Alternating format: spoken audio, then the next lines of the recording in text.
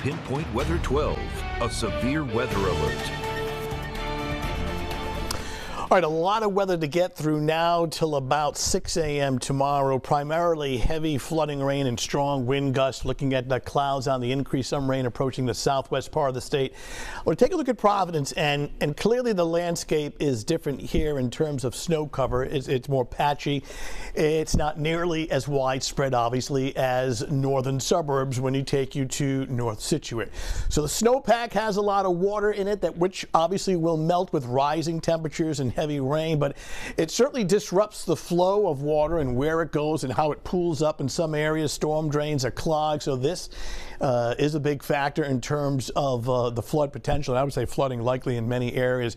So those northern communities that still have a decent snowpack, if you have time, and it may be too late to be doing any kind of work with the gutters, but certainly if you can clear as much snow away from your foundation as possible, you can still do that. If you have property that has a history of basement flooding, especially when there's snow and heavy rain, I mean, maybe just to be on the safe side, maybe take some stuff off the floor this evening as some of the heavier rain arrives. And we've been talking about, of course, clearing out those storm drains as well. And even the downspouts, if you can, whether or not it's loaded with ice, or those northern communities that have more snow, if you got snow piled up on the downspout, you want to clear that out, give the water some room to flow away from your base, away from your foundation. And as we've been talking about the last couple of days about clearing out these storm drains. So watching the rivers, the combination of 2 to 4 inches of rain and some snow melt.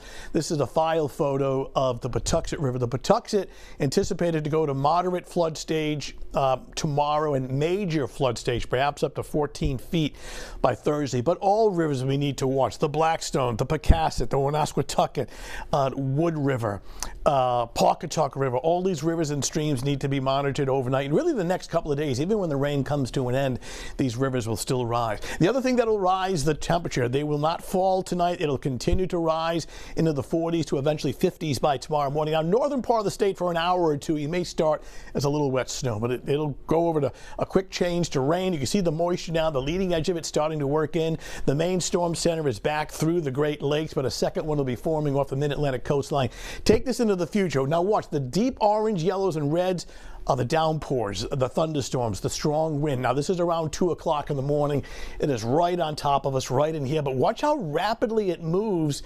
Here we are 5, 6 in the morning, really ripping with heavy rain and strong wind, but then watch how rapidly it pulls offshore by 9 o'clock in the morning. Like a light switch, it'll just come down, and then both the rain and the wind will ease. Wouldn't rule out an isolated shower later in the morning and during the afternoon, but the worst of the storm is probably gone, I would say, by 7 o'clock in the morning. But still dealing with issues of power outages after that, standing water, street flooding, and river flooding.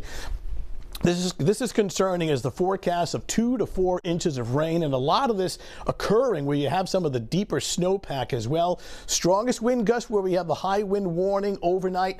Inland wind gusts up to 50. Scattered outages possible everywhere, but especially the areas in red. Feel as though the strongest winds are from roughly 1 in the morning until about 5, 6 a.m. Coastal flood warning, not just for the South Shore at the time of high tide tomorrow morning, like Narragansett, Newport, but all the way up the bay into Fox Point. So strong onshore wind coupled with the high tide, coastal flooding on the South Shore and even up Narragansett and Buzzards Bay. So for this evening, the rain and wind will continue to ramp up, but the worst of it is midnight and beyond. By Wednesday morning, 7 a.m., the worst of the rain and wind has come to an end.